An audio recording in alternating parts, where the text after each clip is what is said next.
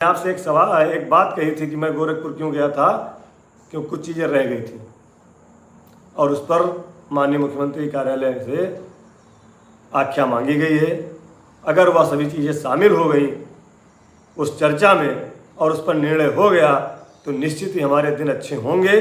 आज हम बहुत अंधेरे में हैं, भले ही आदेश हमारा दीपावली से पहले नहीं हो पा रहा है, लेकिन हमारी प्रक्रिया जो शुरू हुई है वह प्रक्रिया जल्दी गतिमान होकर के अपनी पूर्णता को प्राप्त करे और हम सबके जीवन में उजाला आए।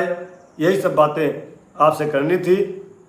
और एक निवेदन और आपसे बार बार करता हूँ कि जो हमारे मृतक शिक्षामित्र साथी हैं, जो हमारे रिटायर हो रहे शिक्षामित्र साथी हैं, उनके लिए भी हमने निवेदन किया है कि सरकार उनके लिए भी कुछ विचार करे।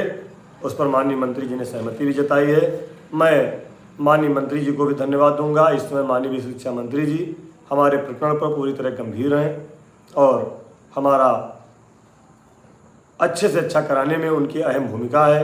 मैं अपने अलीगढ़ के साथियों से, काशीगंज के साथियों से निवेदन करूंगा कि एक बार माननीय मंत्री जी से जाकर के मिलें और उनका धन्यवाद एवं आभार प्रकट करें। और नोएडा के साथी हमारे माननीय एमएलसी श्री श्रीचंद शर्मा जी के से मिलें, उनका भी आभार प्रकट करें, क्योंकि अभी हमको बैठना नहीं है। चुनाव आचार संहिता अपनी जगह है, लगातार हमको शासन में, सरकार में पैरवी करते रहना है कि जितनी जल्दी से जल्दी हो सके बैठक हो जाए, जो भी निर्णय उसमें निकल करके आ जाए वो लागू हो जाए। इसलिए उत्तर प्रदेश प्राथमिक शिक्षा मित्र संघ के समस्त पदाधिकारी लगातार पैरवी करेंगे। आदरणीय अध्यक्ष जी, कोषाध्यक्ष जी, उपाध्यक्ष महोदय, प्रदेश मंत्री भाई अरविंद वर्मा जी, और आप लोग देख रहे हैं इस समय जो हमारे लिए सरकार शासन के बीच में शिक्षा मित्र संगठन की दूरियों को समाप्त करने में अहम भूमिका निभा रहे हैं।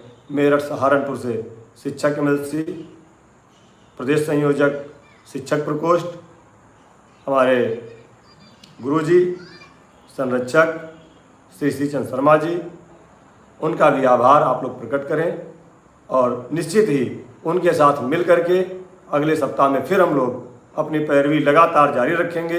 कहीं से भी कोई घबराने की ज़रूरत नहीं है। आपसे कहा है, माननीय मुख्यमंत्री जी ने कहा है, वह ज़रूर अपनी उस बात से आप सबको लाभान्वित करेंगे। ऐसा हमने पहली बार देखा और सुना है कि माननीय मुख्यमंत्री जी कुछ करना चाहते हैं। सभी साथी अगर किसी का कोई सवाल हो तो ले लेते हैं, समय बहुत हो गया। बाद में लोग कहते हैं कि इसको 60 में बताया जा सकता था। सर्व शिक्षा अभियान के जो अंतर्गत कार्य साथी हैं उनका मानदेय दिलाने का पूरा प्रयास रहेगा कि अगले सप्ताह दीपावली से पहले लिमिट जारी हो जाए। उसके लिए हम पूरा प्रयास करेंगे। जैसे बेसिक का प्रयास रहा है वैसे इसका भी प्रयास रहेगा कि आप लोगों के पास मानदेय पहुंच जाए दीपावली से पहले। बिल्कुल हरीश कुमार जी, बहुत बहुत धन्यवाद। और मैं आपसे निवेदन करूंगा कि ऐसे चैनलों का बहिष्कार करें। साथियों, स्वागत है आप सभी का आज के इस नए वीडियो में। ये वीडियो आप सभी शिक्षा मित्र साथियों के लिए बेहद ही महत्वपूर्ण होने वाली है। वर्तमान की एक बड़ी खबर आपके मध्य में इस वीडियो के माध्यम से साझा करेंगे। सभी साथियों से अनुरोध है वीडियो को आप पूरा देखें। चैनल को अभी तक आपने सब्सक्राइब नहीं किया है, कर लें। अब चलते हैं अपडेट पर। इन चैनलों पर बैठ करके शिक्षा मित्र, अनुदेशक और अन्य लोगों को बैठा करके, अन्य तमाम संगठनों को बैठा करके केवल लड़ाया जाता हो, सरकार के विरोध में बातें की जाती हों। कोई भी संगठन हो, कोई 40,000 करा रहा, कोई 18,000 करा रहा, उन चैनलों की बातों पर आप ध्यान न दें। अभी देखिए मैनपुरी में एक घटना को, झूठी घटना को प्रसारित कर दिया गया, झूठी घटना को प्रसारित कर दिया गया जिसमें शिक्षा मित्र से कोई संबंध नहीं था। पिछले साल एक हमारे साथी ने सितंबर में नहर में कूद करके आत्महत्या कर ली थी। मैं उनके घर भी गया था, उनके परिवार से भी मिला था। तो ऐसी संवेदनशील चीज़ों को लोग झूठे प्रसारित करते हैं, तो इनसे आप लोग बचिए। झूठी खबरों को तरजीह ना दें। हमने देखा पूरे प्रदेश के ग्रुपों में फैल रही थी और वो घटना झूठी थी। इसलिए सभी साथियों से विनम्र निवेदन है कि आप लोग एक दूसरे से जुड़े रहें सही सूचना पाने के लिए। मैं इधर समय नहीं पाया तो हमने अपने फेसबुक पर छोटी छोटी पोस्ट लिख करके आप तक जानकारी पहुंचाने का प्रयास किया। इसलिए आप हमारे फेसबुक पेज को लाइक कर सकते हैं, फॉलो कर सकते हैं, इस संगठन के चैनल को सब्सक्राइब कर सकते हैं और जो लोग नहीं देखना चाहते हैं वो लोग ना देखें, जिनको सूचना नहीं चाहिए वो ना लें, लेकिन हम अपने शिक्षा मित्र साथियों को सूचना देते रहेंगे और सही और सटीक सूचना देते रहेंगे। आप लोग सही सूचना पाने के लिए चैनल को सब्सक्राइब कर सकते हैं। साथियों, लगातार पिछले 4 दिन मेहनत किया। आप जानते हैं कि पिताजी के ना रहने के बाद कुछ जिम्मेदारियां घर और परिवार की थीं। सभी बहनों के यहाँ जाना था त्यौहार में, इसलिए कल और परसों 2 दिन मैं थोड़ा सा व्यस्त रहा, आपके पास जानकारी नहीं पहुँचा पाया।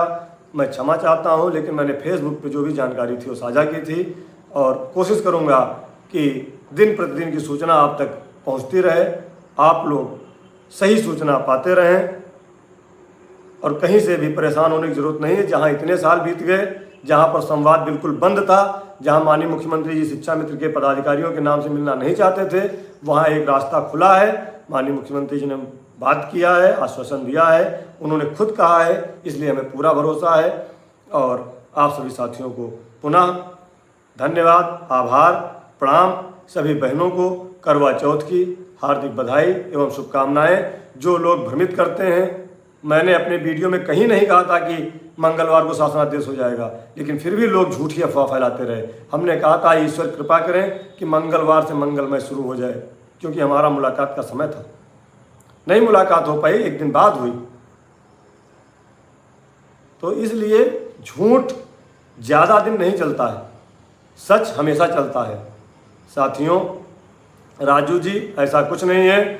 ऐसा कुछ होगा तो अभी आपके पास बिगाड़ने वाला कुछ नहीं है। जब बिगाड़ने का समय आएगा तब देखिएगा, अभी आपका समय बनाने का है। अभी किसी तरह हमारा काम हो, हम इसके लिए पूरा प्रयास कर रहे हैं और कल से पुनः हम लोग पैरवी में लग जाएंगे। शासन प्रशासन में और सरकार में माननीय मंत्री से ही मिलना है। हमारे तेजभान जी लगातार माननीय मंत्री जी के संपर्क में हैं। हमारे वहाँ के अलीगढ़ के साथी हैं स्वराज लोधी जी, वह भी लगातार प्रयास कर रहे हैं। जल्दी हम सबकी समस्याओं का समाधान होगा। आप सभी साथियों को धन्यवाद, आभार, प्रणाम। जय हिंद, जय भारत, जय शिक्षा मित्र।